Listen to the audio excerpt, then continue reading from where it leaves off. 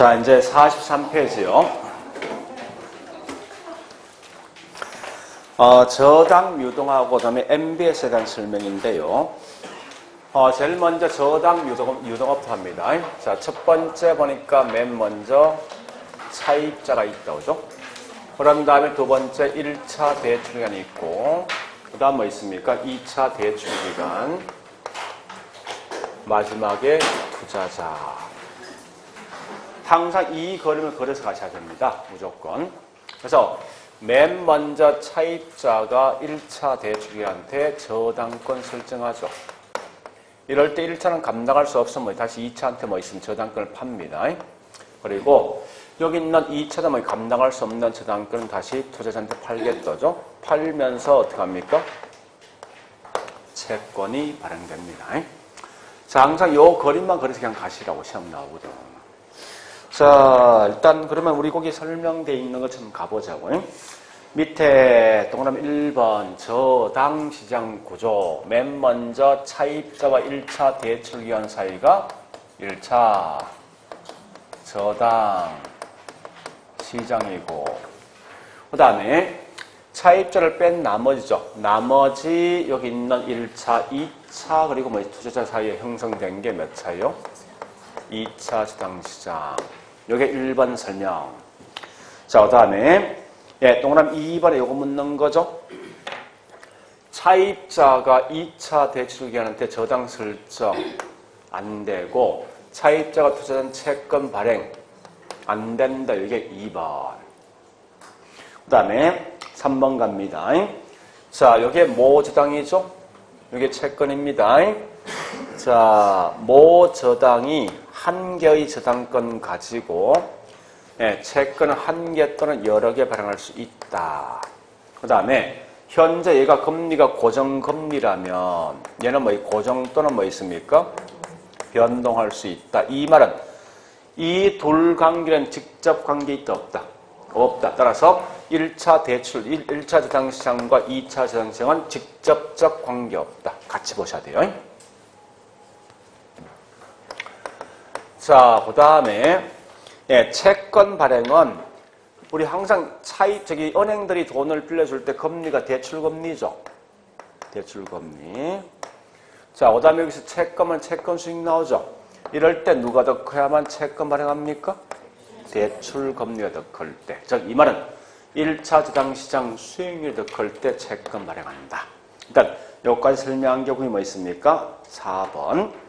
자, 5번에 이거 묻는 거요. 5번은 1차이든 2차이든 자신들이 감당할 수 있는 저당권은 가지고 있죠. 감당할 수 없을 땐 다른 데 파는 거죠. 이런 걸 뭐라냐? 자산 포트폴리오 가능하다. 그 다음에 여섯 번째 은행들은 한정된 돈을 가지고 여기 있는 차입자한테 더 많은 돈을 빌려줄 수 있고 또 뭐 있습니까? 이론상 무한대 대출도 가능하다. 여기까지 마시면 돼. 자, 일단 여기까지 봤으면요. 그 다음에 다시 갑니다, 이제. 우리 여기 채권이 있죠?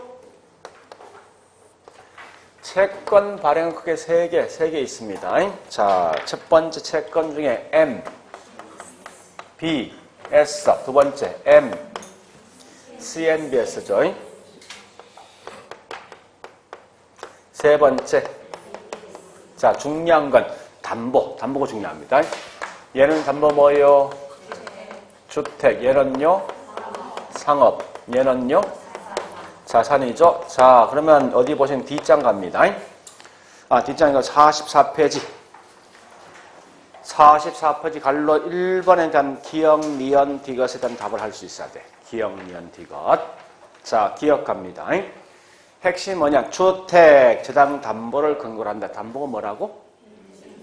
주택이지. 주택이 뭐 됩니까? MBS. 자, 니은번 갑니다. 여러 자산 즉 부동산, 저당 채권, 할부 채권 앞에 뭐 여러 자산 나 있지. 담보가 자산입니다. 이게 뭐라고? ABS. 자, 그 다음에 디귿번. 요 지문은요, 아직 한 번에 출제는 안 됐어요. 근데 문제 출제한 4번 냈어. 내가 알기로는. 계속 나왔지만 선택 안 됐다고. 그래서 이런 질문 좀 기억하시는데 참고로 우리 과거에 이런 질문 내고 틀린 질문 낸 적 없어.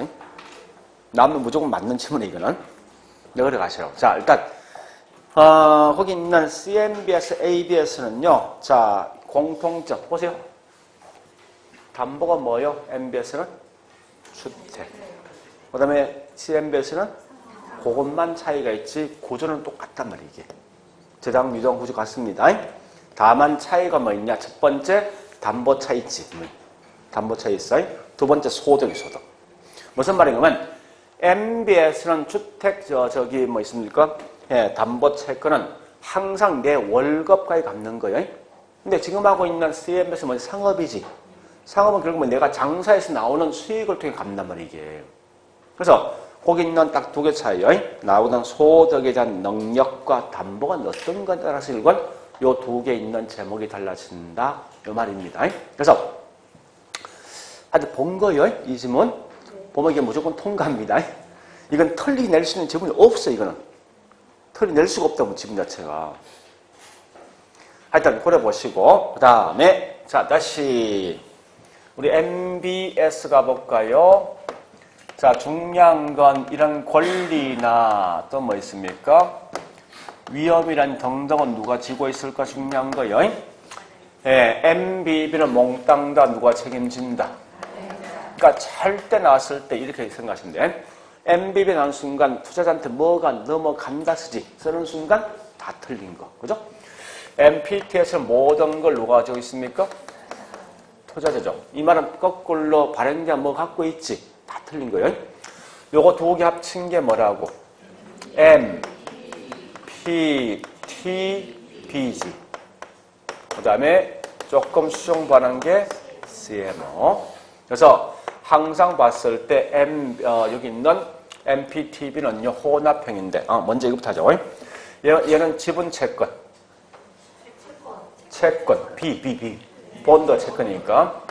채권은 반드시 받는 거예요. S는 지분 채권. 이건 짬뽕한 거지. 뭐라 합니까? 혼합. 뭐 이렇게 가끔 장난친답니다. 자, 어쨌든 이때 보니까 이건 좀 구분하셔야죠. 분산되지 위험이. 뭐죠? 저당권, 소유권 누구한테 있다? 발행자. 거꾸로 뭐 있습니까? 조기 상환 위험. 또 뭐 있습니까? 또 뭐 있죠? 원리금 수익권. 현재 투자자 갖고 있죠. 얼굴을 보니까 좀 누워있던 거 보니 공부한 것 같아, 이제. 대충.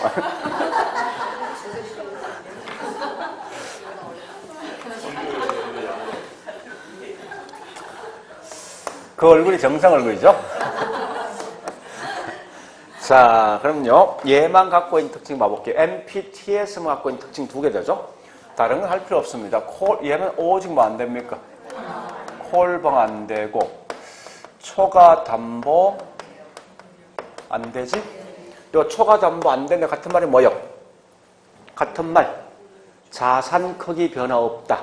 같은 말 채권 발행액과 저당 권액은 같다는 거예요. 그러니까 요 같은 말을 기억하세요. 저당 권액과 채권액이 동일하다면 이건 초과전 필요 없는 거예요. 없단 말이에요. 같은 말이 자산 크기 변화 없다. 같은 말입니다. 그리고 MBB만 갖고 있는 특징이 있죠. 항상 얘는 모든 걸 누가 책임집니까? 발행자죠. 그러니까 자신의 신용으로 채권 발행한다. 요 말 나온 순간 MBB. 자, 그 다음에 CMO만이 갖고 있는 특징이 있어요. 자, 어디 보시는가 하면은 43페이지. 43페이지 밑에 거기 메뉴에 표 있죠? 뭐죠? CM 보니까 큰 특징이 뭐 있습니까? 니은반. 무조건 몇 개의 그룹 나오지. 그룹 같은 트렌치 나오는 순간 무조건 이건 뭐 있습니까? CMO. 또 각각 있는 트렌치 그룹마다 이자 같아? 다른 거지. 그 말 기억하시고. 그 다음에 뭐 있습니까? 예외적으로 CMO만이 저당 상환 기간보다 짧은 채권 발행할 수도 있다는 거 보시면서 자 이제 44페이지 있는 갈로 2번 MBS에 대한 유형 갑니다. 자 1번 가볼게요. 동그라미 1번 자신의 신용 나오자마자 뭐 써야 돼? MBB. 2번 자 MBB는 저당권 누구한테? 몽땅 다 이건 발행자입니다. 전부 다. 무조건 나오는 발행자입니다. 이건. 그래서 원리금 수익권도 조기상환 위험도 발행자. 2번 자산 크기 변화 없다. 같은 말 초과점도 필요 없는 거지. 자 또한 야치 뭐 있습니까? 초과점 필요 없다는 순간 MPTS야. 물론 콜방 안 되는 것도 MPTS고. 자 네 번째 저당권 소유권과 조기상환 위험은 투자자한테 넘어가네. 지금 누구한테 있습니까? 투자자한테 있죠. MPTS. 5번 자 혼합형입니다. MPTB죠. 예, 저당권은 발행자. 그 다음에 원리금 수익권은 투자자. 그죠? 6번 다양한 만기 딱 나오지. 나오는 순간 무조건 CMO. 항상 각 트렌치마다 절대 좀 조심할 건요. 혹시 만약에 틀린 답이 없으면요. 다시 볼 게만 가면 CMO는 반드시 다른 이자야. 동일한 이자 확인하시라고. 다른 이자를 씁니다. 각 트렌치마다. 그 다음에 7번요. CMO는 이건 저당권 발행자, 원리금 수익권 조기상환 위험 투자자. 그렇게 하시고요. 자, 그 다음에 세 번째 한국주택금융공사 업무가 있는데 주요 업무입니다. 자, 이건 암기하지 말고 여보세요. 얘가 한국주택금융공사죠. 2차가. 그 첫 번째는 채권 발행하지. 자, 그러면 발행하기 전에 먼저 뭐 이 채권 가격이 얼마 들 것이 심사하죠. 그러니까 채권에 대해서 심의도 하고 심사도 하고 발행도 하고 발행한 후에 이 채권을 얘가 보유하기도 합니다. 하여튼 채권 관련되면 무조건 한다는 거야. 자, 그래서 물론 그 채권 크게 뭐 있습니까? 이거 아닙니까? 하나, 둘, 세 개, 한 개 돼 있지. 학자금, 융자, 대출, 채권, SLBS까지 발행합니다. 자, 두 번째 2번 주택자금 공급. 여기 보세요. 볼래요? 자, 이 차입자한테 돈은 누가 빌려줍니까? 얘가 빌려주지. 얘가 돈이 없어. 그 저당권 팔면 돈 들어오지. 그럼 또다시 돈 빌려줄 수 있지. 그러니까 얘가 주택자금 공급해 줄 수 있는 가장 기본 원천이 된다는 거예요. 그 다음에 세 번째 갑니다. 우리 항상 잘 알지만 원래 한국주택금융공사는 신용보증기관 합병한 거예요. 그래서 신용보증 업무합니다. 더불어서 전세자금 대출 보증 업무 한다는 거예요. 그러니까 조심할 건 3번, 4번 저기 뭐 있으면 보증 업무 아닙니까? 그죠? 자, 보증 업무인데 항상 전세자금 대출도 보증하고 주택담보노후연금, 주택연금이지. 얘도 뭐 있습니까? 보증 업무합니다. 그런데 주택연금 누가 지급합니까? 은행이지. 그러니까 그 CFO 뒤에 그 말입니다. 지급 업무는 하지 않습니다. 또한 같으면 보금자리 대출도 보증하지 않습니다. 그런 건 조심하시라고. 그러니까 굳이 이걸 암기하지 말고 보세요. 자, 첫 번째 보세요. 맨 먼저 채권 관련된 업무 한다. 주택자금 공급해 준다 얘한테. 세 번째 보증 업무 한다. 하는데 신용보증, 전세자금 대출, 또 주택연금 보증. 절대 그거 대신 직업이란 말씀 안 돼. 지금 무조건 은행이 돈 빌려주는 거예요. 은행이. 그런 것 좀 정리하시고요. 자, 그 다음에 이제 45페이지요. PF에 대한 설명이죠. PF.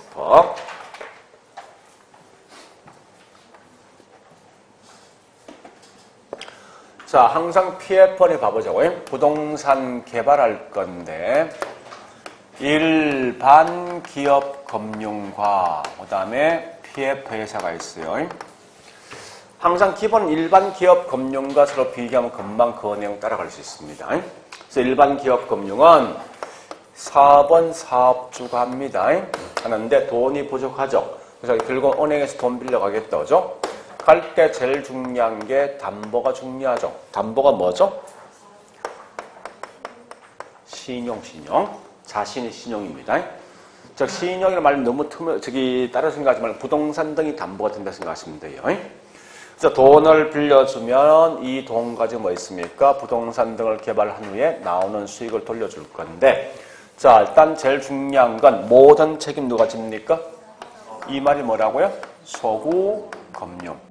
자, 자금 관리 누가 하죠? 사업주죠.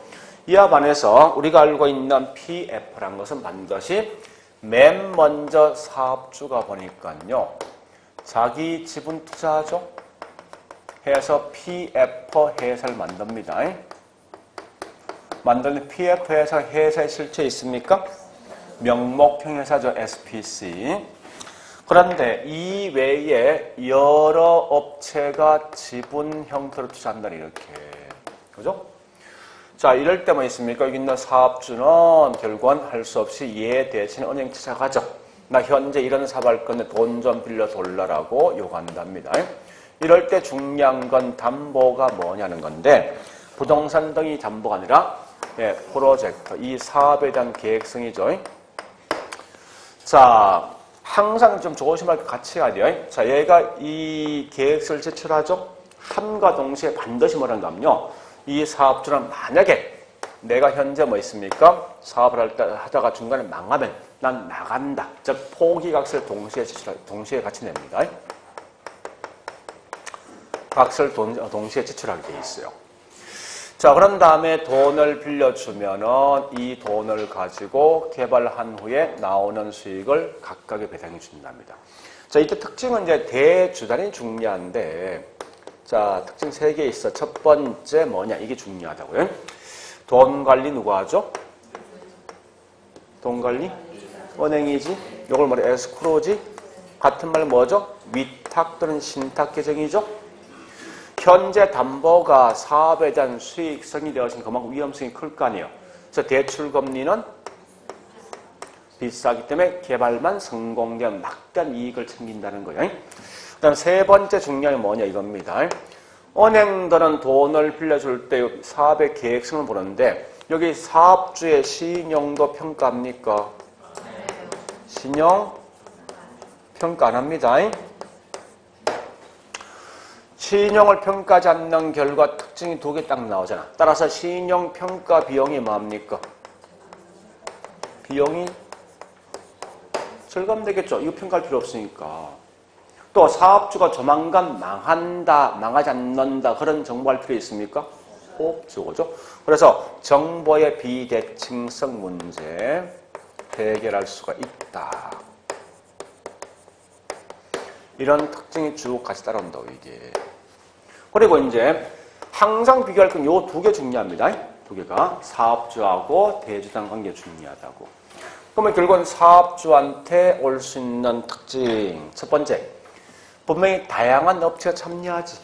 그러니까 다양한 업체가 참여하니까 첫 번째 뭐 있냐? 위험이 분산된다.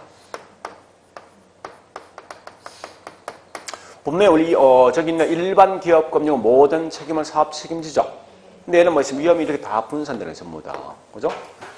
반면에 뭐 있습니까? 여러 업체가 참여한 결과 협상 기간이 굉장히 길어질 것 같아.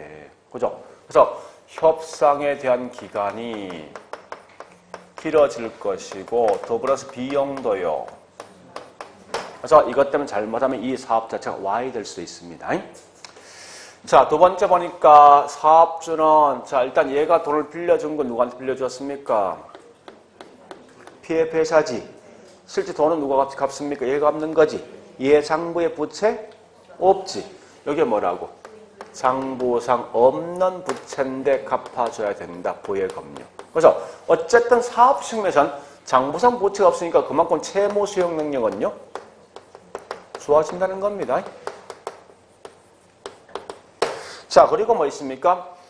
때에 따르면 이 사업이 잘못되어서 그만큼 이 은행들은 손해볼 수 있죠. 손해본 거에 대해서 사업주한테 책임 전가할 수가 없죠. 여기 뭐라고? 또는 예외적으로 무슨 금융? 제한소구. 일정 부분 책임지는 거 아니에요. 그러니까 제한소구 금융이 있지만 절대는 뭐 있습니까?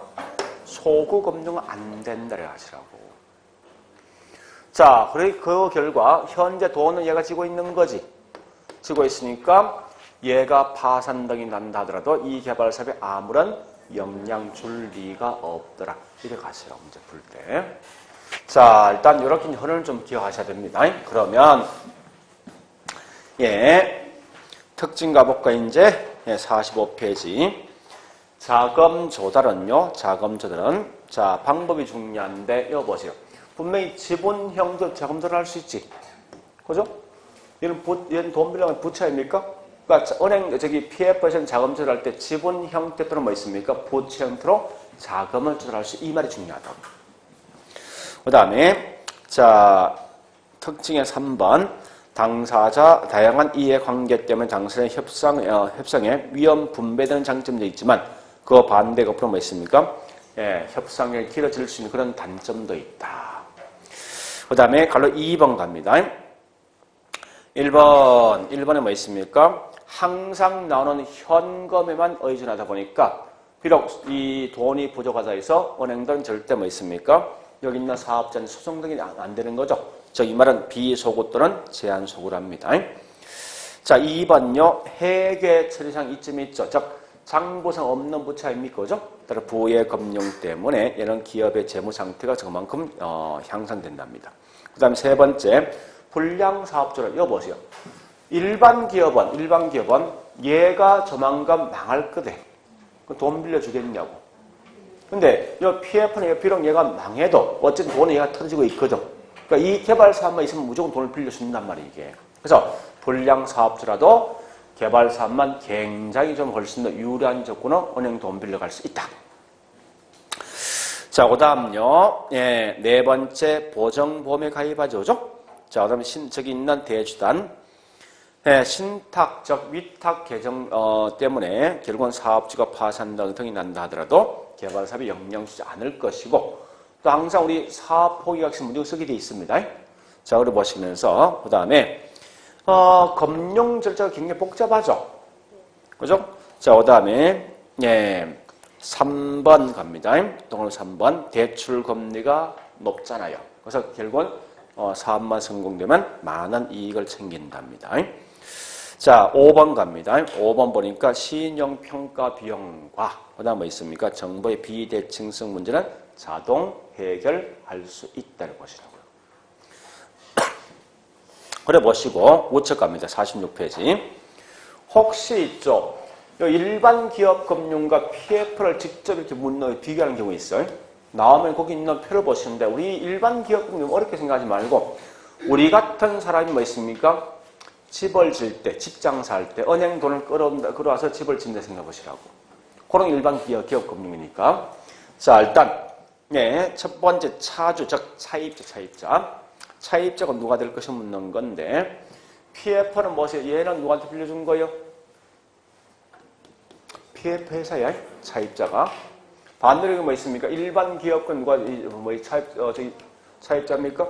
사업주. 모기업이라면 거기 사업주입니다.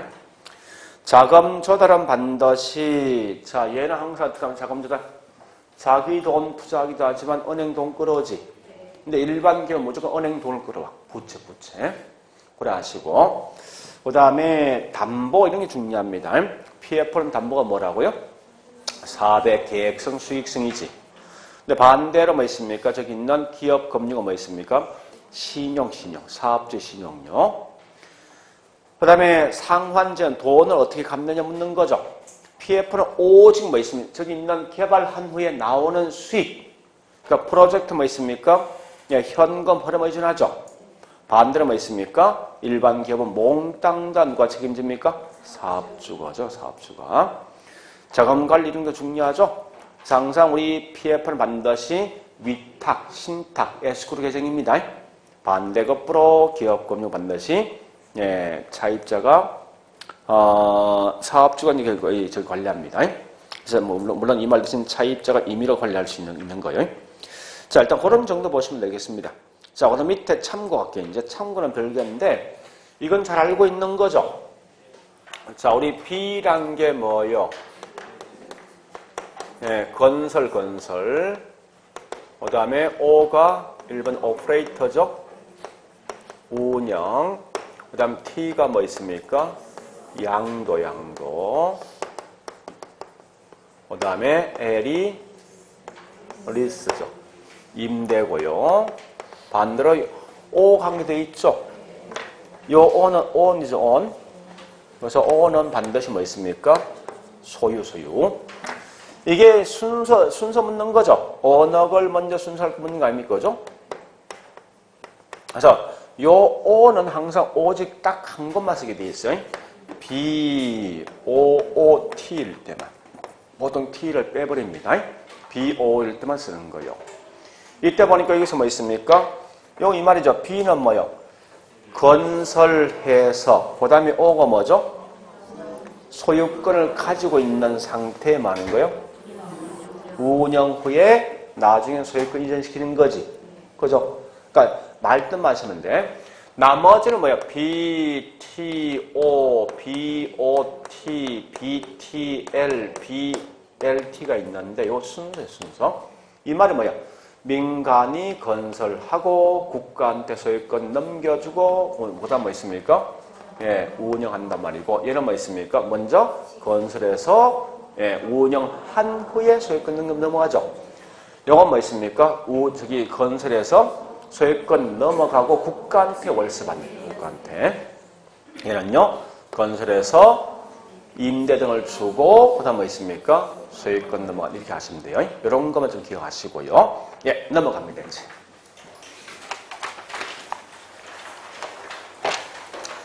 자, 어쨌든 리저도 무조건 이건 시험 나와야 되죠. 얘를 빼놓고 시험 낼 수는 없습니다. 자, 일단 먼저 47페이지 있는 내용은 요건 뭐 있습니까? 따로 그냥 띄워보시고요. 저는 거기 법 조문 가지고 48페이지. 자, 법 조문 갑니다. 바로. 예, 첫 번째 부동산 투자 해석법 법 조문입니다. 자, 갈로 1번 용어 있는데 그중에 동그라미 1번, 2번, 3번을 서로 비교하셔야 되죠. 가장 큰 게 1번이 중요한 거 아닙니까? 1번은 반드시 자기 관리 부동산 투자에 항상 뭐라 해야 됩니까? 임직원을 상건둔다. 즉, 이 말 뜻이 뭐 결국은 회사에 대한 실체 있는 거지. 그러나 2번 위탁 관리와 기업 구성 절대 뭐 있습니까? 예, 위탁한다 써야 돼. 누구한테? 자산관리사한테. 자, 그 다음에 네 번째. 부동산 사업 개발이라는 개념 좀 아셔야 돼요. 자, 개발은 크게 세 개 있죠. 토지 개발. 두 번째 뭐 있습니까? 예, 토지 조성. 세 번째 뭐 있습니까? 신축, 재축. 요거야. 땅을 개발하고 땅을 조성하고 신축 또는 재축하는 행위가 곧 이게 부동산 개발 사업이랍니다. 자, 그 다음에 바로 2번. 중요한 건 인가냐 등록 묻는 거지. 그죠? 항상 볼 게 뭐 있으면 이건 아셔야 돼. 자기 관리와 자산 관리만 인가. 나머지 몽땅 다 등록. 따라서 거기 있는 동그라미 4번 틀린 거지. 투자 자문에서는 뭐 있습니까? 인가가 아니라 등록. 그건 수정하시고. 동그라미 4번요.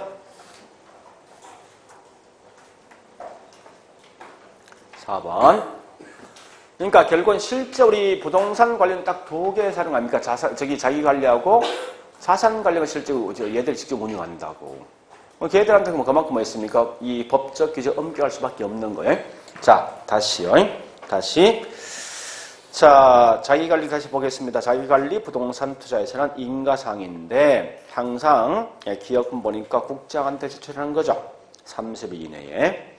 자, 그 다음에 위탁관리 얘도 중요한 건 뭐 있습니까?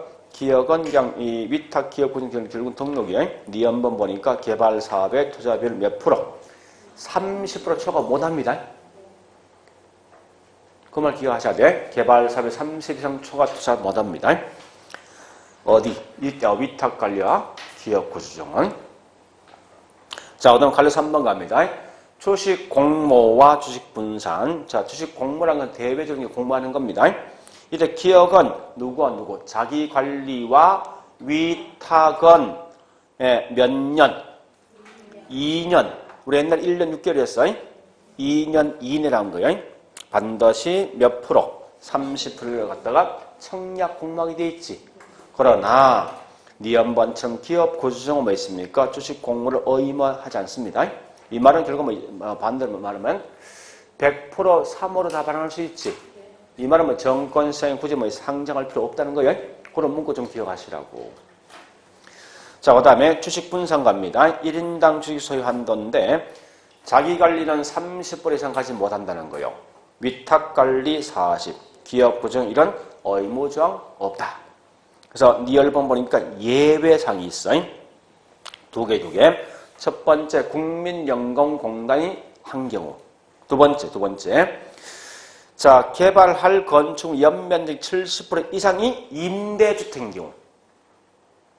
임대주택으로 이용되는 경우는 위에 있는 이런 조항에 따르지 않는다. 그러니까 그런 게 중요합니다. 자, 우측 갑니다. 49페이지. 자산 구성 갑니다. 자, 일단 1번, 동그라미 1번. 자기 관리와 위탁 관련 반드시 최저 자본금 준비가 끝난 후입니다. 후에 반드시 뭐 있습니까? 뒤에 볼게. 부동산만 나오면 몇 프로? 부동산만 나왔을 때 70. 부동산 이외 나오면요? 80. 두 구분하셔야 돼요. 그러나 반대로 기업 구조조정은 무조건 부동산에만 합니다. 부동산에만 70한다. 자, 5번요. 전문 인력 갑니다. 우리가 알고 있는 전문력은 감정평가사 또는 공인중개사인데 해당 업무에 5년 이상 종사한 사람이요.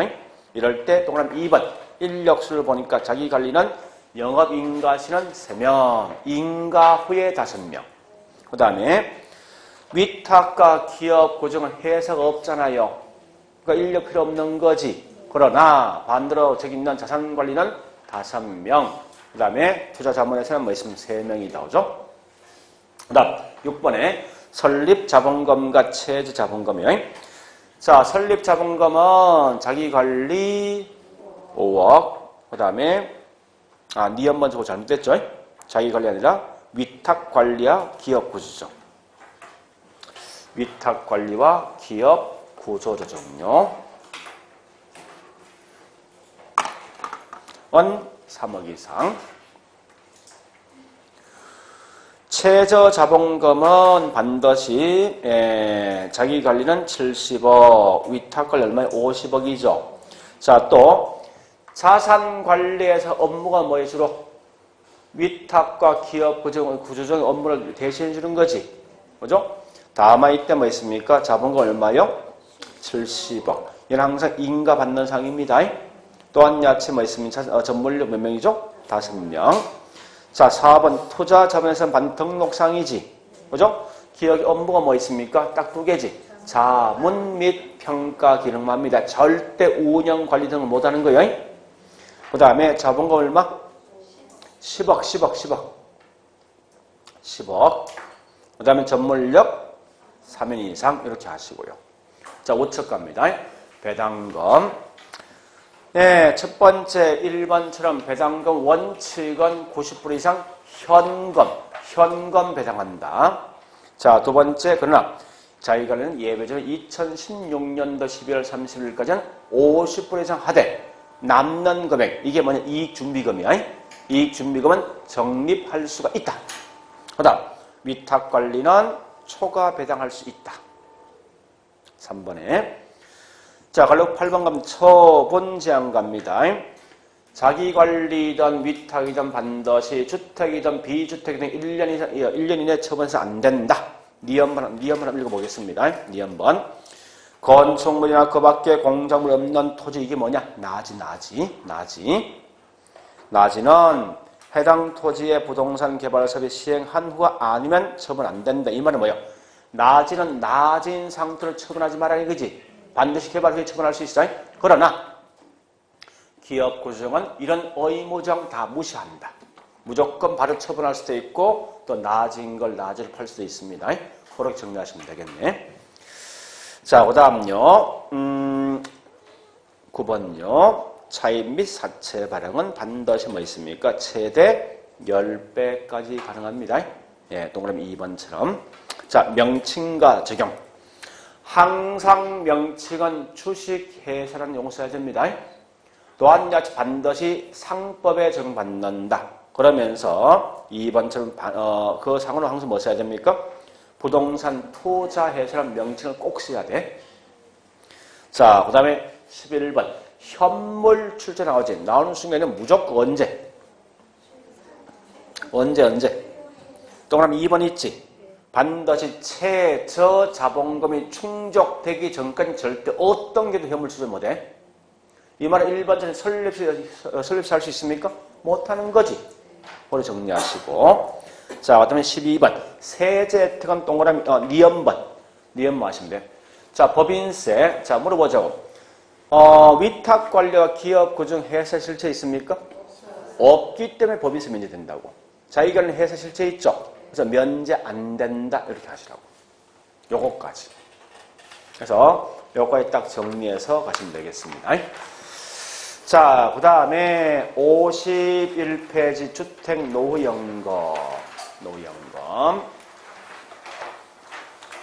자, 주택노후연금은요, 먼저 그 표는 나중에 보고 다시 53페이지 갑니다. 법조문에 있는 내용 바로 갑니다.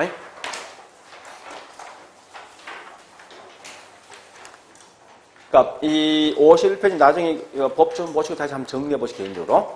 자, 53페이지.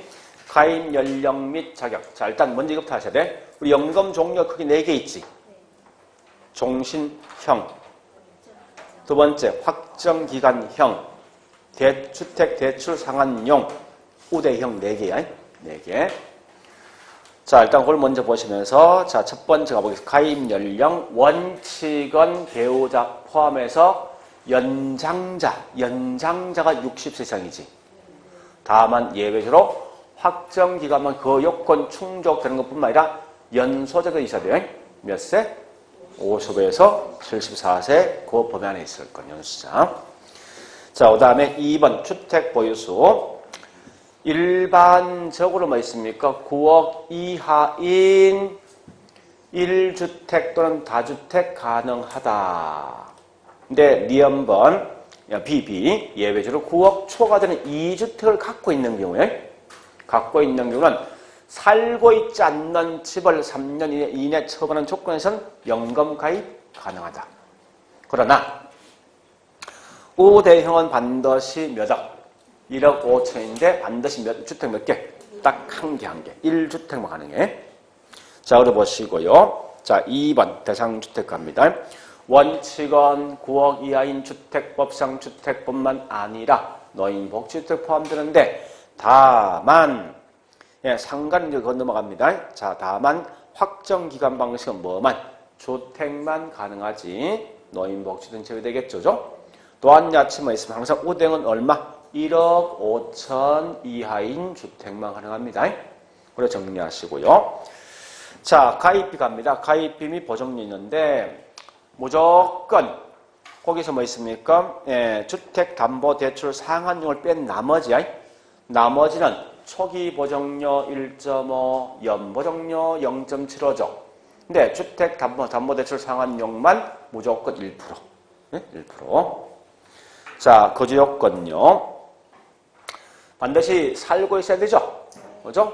배우자 또는 가입자 둘 중에 한 명이 살고 있어야 되는데 이때 전세 월세를 준 상태에서 연금 가입 안 되지. 다만 보증금 없는 월세는요. 항상 누구 살아야지. 부부 중 한 명이 살아야 돼. 살고 있는 상태에서 보증금 없는 월세는 가능하다. 이렇게 하시고요. 자, 그 다음에 54페이지요. 월직업금 지급 방식이 있는데 자, 일단 잠시요. 종신방식, 주택담보대출 상환용 방식, 우대형은 무조건 종신지급이야. 확정기간 방식만 일정 기간 동안 지급한 이만 하시라고. 구분하셔야 돼. 다시 할게. 확정기간 방식을 뺀 나머지 몽땅 다 무조건 종신토록 지급한 이만 나와야 돼. 확정기간 방식만이 일정 기간 동안 지급합니다. 그걸 먼저 하시라고요. 참고로 거기 없지만 확정기간 방식은 최소 몇 년? 10년, 최장 30년 그거 하셔야 돼. 그리고 각각의 방식마다 혼합 방식이 있지. 혼합이란 말은 수시 인출할 수 있는 거지. 대출액에 대해서. 자, 물론 얘는 대출액이 얼마, 최대 얼마죠?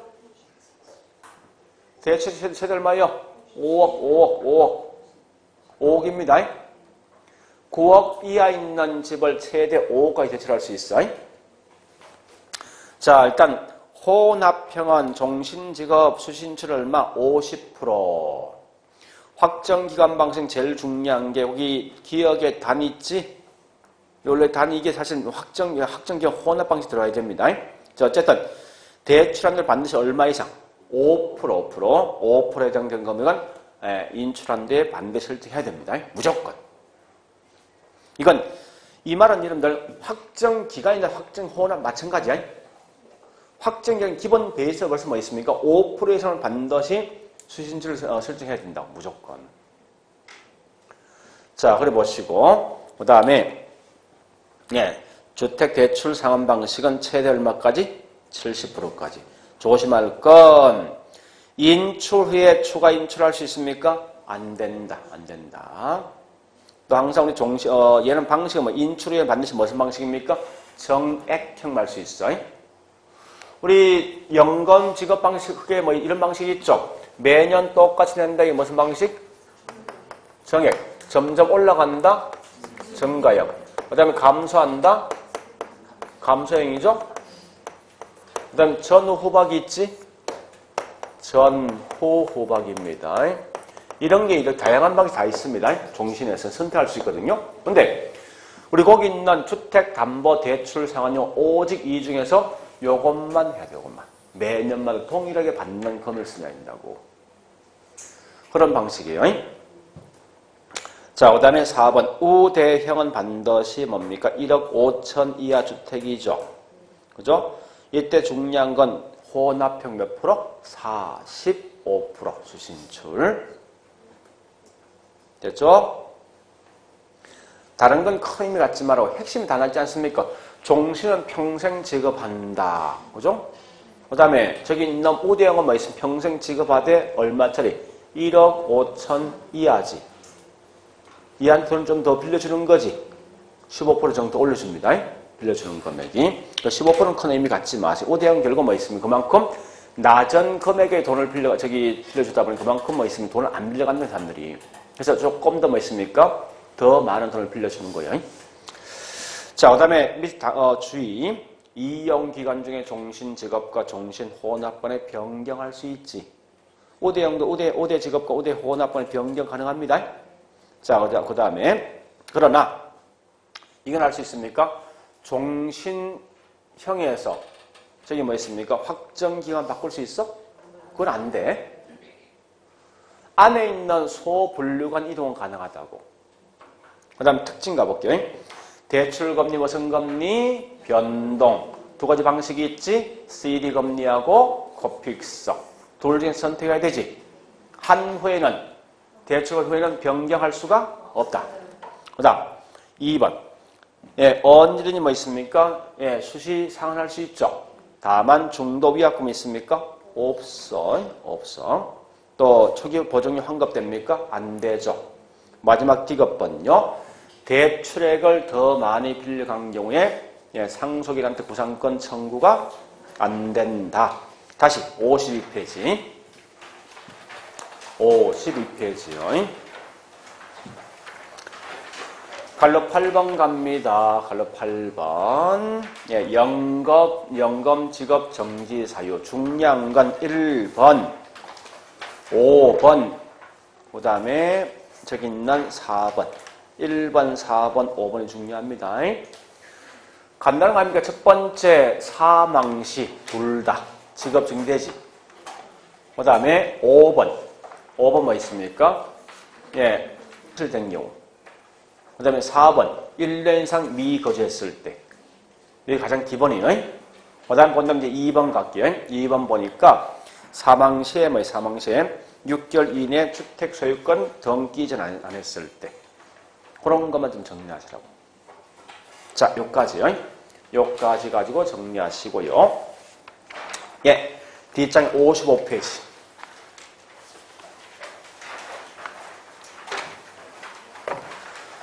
농지연금은 아마 거의 안 물을 건데 혹시나 싶어서 다만 차이가 뭐냐? 60이 아니라 65세 이상. 담보는 농지죠? 자, 그 다음에 중요한 건 신청 자격은 동그라미 1번. 과거 영농 경력이 총 5년. 그러니까 지속적이 아닙니다. 전체 경력이 5년 이상 되면 가능하다고. 그 다음에 농지는 3만 제곱미터 이하일 것. 그 다음 재밌는 거는요. 나머지 거의 같습니다. 7번. 자, 7번. 우리 다시 묻자고요. 자, 우리 주택연금은 임대 줄 수 있어? 전세? 전세. 안 되지. 전세는 보증금 있으니까. 근데 얘는 뭐 임대 줄 수 있어. 농지연금은. 자, 그런데 농지연금 거의 안 묻겠죠. 아마 더 중요한 주택연금이니까. 자, 일단 여기까지 금융. 그래 보시고 좀 쉬었다가 정리 26분 할게요.